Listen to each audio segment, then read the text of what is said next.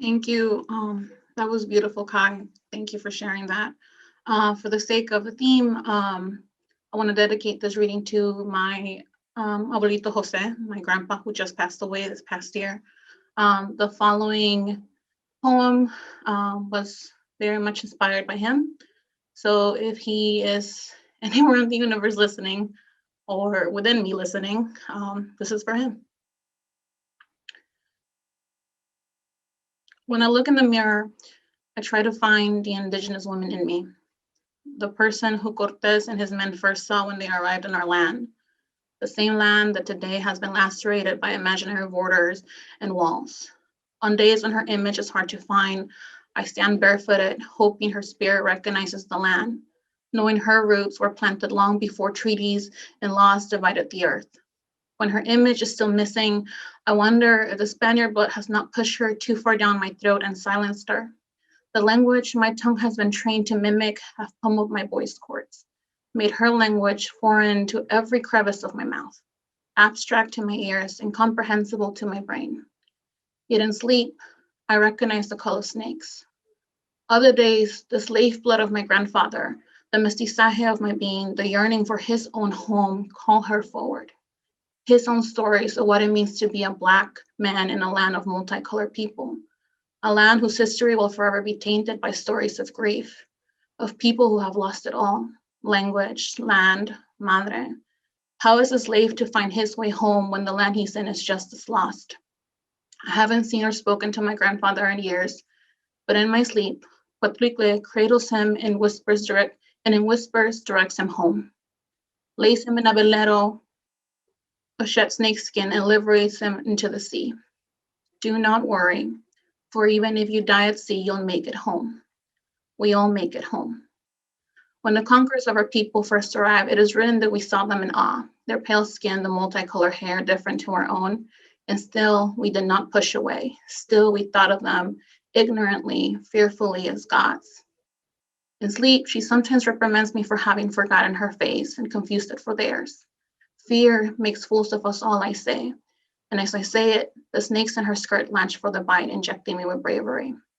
At the call of my westernized name, the woman inside me recoils, and I must remind her a name granted by a loved one is more precious than one given by a conqueror.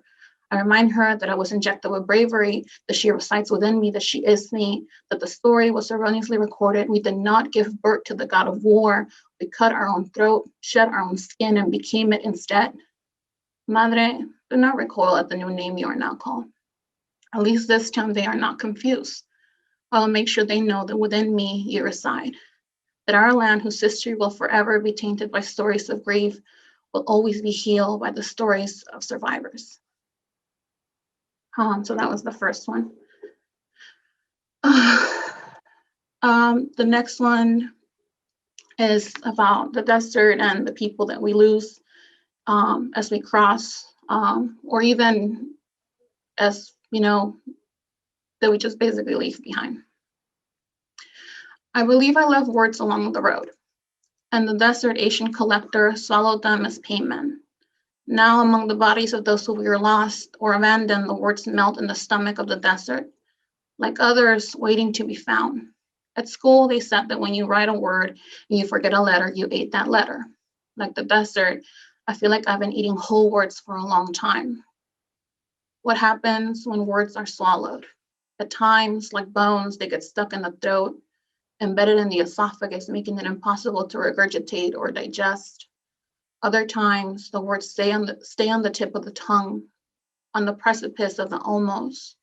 My tongue, clumsy and ignorant of the first language with which it learned to communicate, fills the blanks, constantly sewing words like two sides of a wounded dozen men. Mapear, parqueadero, liqueando, lonche, viles, words that like prayers don't revive the dead, but fill, even if a little, the clog of the words that the mind buried. Perhaps, like in the story, I left my words behind like breadcrumbs to find my way back, but the desert, knowing that a trip between its entrails is more than enough, devoured them. In the end, what are a couple of words in exchange of life? And even so, from my own womb at night, I don't know if it's the dead or my words calling me to return, praying that what little remains of them will be recovered.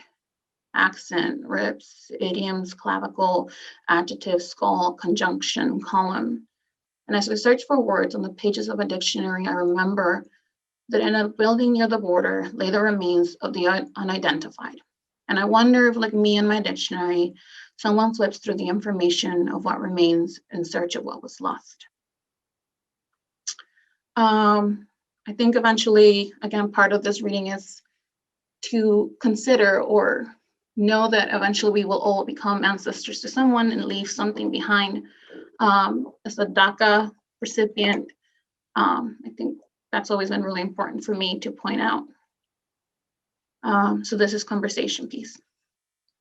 As of late, I feel less like a dreamer and more like a conversation piece at a dinner party. The sofa you ask your guests to sit carefully on because it's vintage, because its upholstery is worn, indented by the people who seek its comfort and guidance, a one-of-a-kind imported piece, a rebozo from your last visit to Mexico, stretched across a mahogany table, unable to cradle, carry, shelter, anything. Fibers of thread losing pigment and elasticity. I have been treated like an accent wall to a monochromatic home, a visual, nonverbal home enhancer, the type my parents paint in townhouses, vacation homes, and up-and-coming apartment buildings. The wall, the rebozo, the love seat, conversation pieces of the woke hipster, the I'll see you at the protest in the afternoon ally, the caring politician. At the dinner party, guests will marvel at the wall, comment on its ability to tie into the space, yet continue to call it an accent wall. They won't question who painted the home, much less the accent wall. They'll just be happy to have something to talk about. My parents, the painters, the Sandmen to the dreams, leave no artist signature, no trace of ever having occupied the space I am laid on. And if they did, it'd be covered, concealed by a side table, a houseplant, a pretentious painting from IKEA, a school diploma, awards, a quote, God bless this home and all its inhabitants. After the dinner party, the rebozo, now a table runner, will be stained by wines, appetizers pulled at both sides by children who know little of the intricacy of the woven textile. The shawl my grandmother and mother once wrapped me in is now the tablecloth of the boho home. It's exotic because it's ethnic, it's chic because it's foreign, it's sin because it's righteous. Guests will pile on the love seat, lovers will cradle in its corners, the flaneur will fidget with its seams, and others will wonder how the demo thing can take such weight. When the party ends, the host will fluff the cushions, smooth the wrinkles off the couch, put the rebozo to wash on the gentle cycle, walk over to the accent wall and wonder, what color should we paint it next? I have 2 more poems and then that's it. Silence. Sometimes I count my secrets before I go to sleep, hoping the sheer number frightens my lids close. And when those don't bring slumber, I count the number of things I've held on to.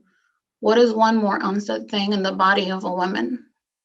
I have built shrines to mistakes that I pray to every night. I am the wrathful gods of the pantheon and the faithful congregation.